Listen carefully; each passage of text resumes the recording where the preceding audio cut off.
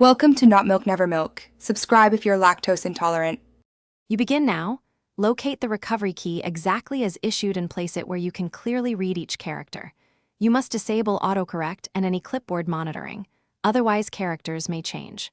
Once done, set the input field focus and verify font or monospacing so characters like 0 and O are distinct. Take a breath. Type slowly for the first 8-12 characters to confirm layout. If you see grouping or separators, replicate them precisely to match the expected format. Now continue with a reliable rhythm. Type in short groups of 4 to 6 characters, then stop and compare each group to the source. You do this because small checkpoints catch transposition and misread errors quickly. Make sure you use exact case, shift matters, and never substitute characters like hyphen, verses, and dash. Once you complete half the key, review the whole string visually. If you have a second device, mirror the source there to reduce eye movement and recheck ambiguous characters.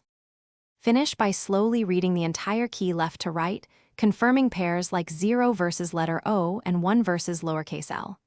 You should submit only when every character is an exact match. If allowed, copy-paste from a secure source to reduce errors, but avoid unsafe clipboards. If the system rejects the key, note which segment failed, retype that group deliberately, and try again. As a troubleshooting tip, if repeated failures occur, photograph the key and zoom to inspect tiny marks, then re-enter manually. Thanks for watching. If this was helpful, leave a like and consider subscribing. See you next time.